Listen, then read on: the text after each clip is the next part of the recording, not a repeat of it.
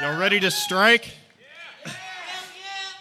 I'm Nick Shepard. I'm a student at the university, and I'd say I've probably had a pretty typical education.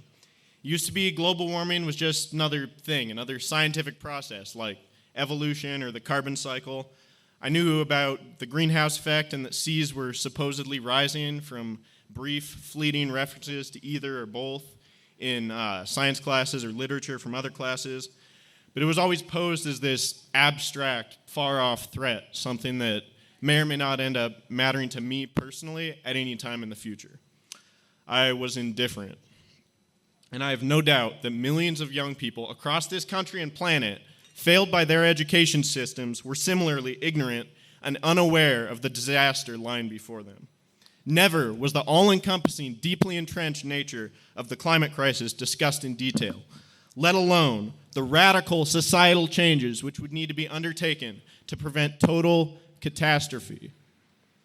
Any school teacher who themselves understood the scope of the situation would have, I'm sure, seen severe backlash from administrators, where they'd even try to make a dent in our rigid indoctrination to a capitalistic, growth-at-all-costs economy.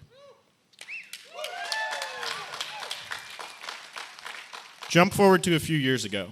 I started to see the fires in California increasingly brutal and destructive with each passing season.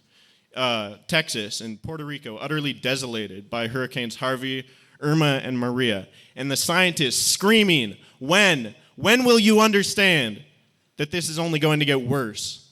That quote-unquote normal years are going to become few and far between. And society as we know it will come to an end. Their words seemed to fall on deaf ears the world over. And I was scared. Scared as hell. For a solid year there, I was just another sad, complicit liberal. A static liberal, if you will.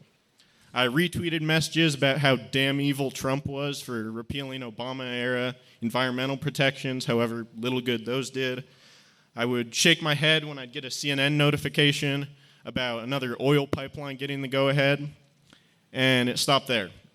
Like, literally, I figured, hey, I don't eat meat, and I retweet some environmentalist shit sometimes. And with that, I was able to sleep at night, I guess.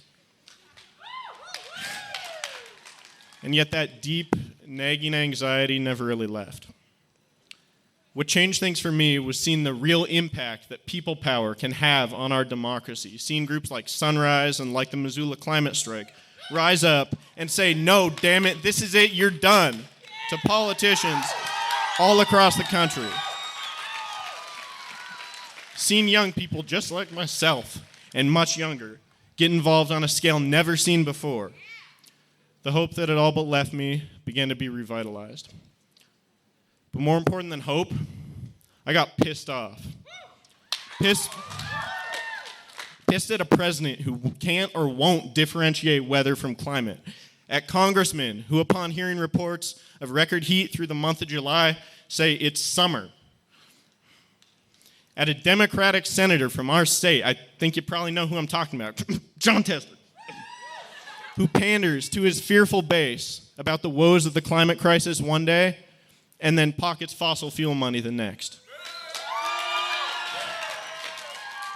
And perhaps most importantly, at a culture which holds true that infinite growth on a finite planet is not only possible, but paramount. Some of you are probably familiar with the stages of grief. Well, I'd argue that my feelings on the climate crisis have gone through a set of stages of their own.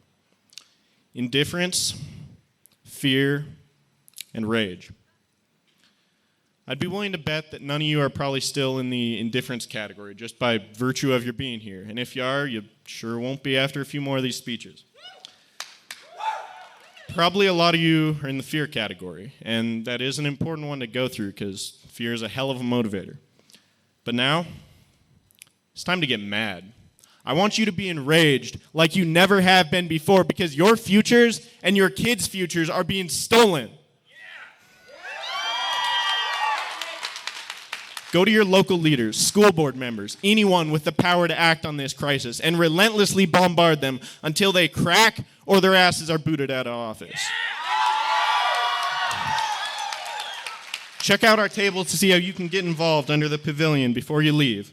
And in all strikes to come, not just this week's strike.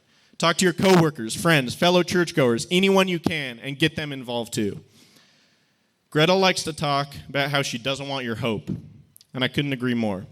What we want and desperately need is fury. Thank you.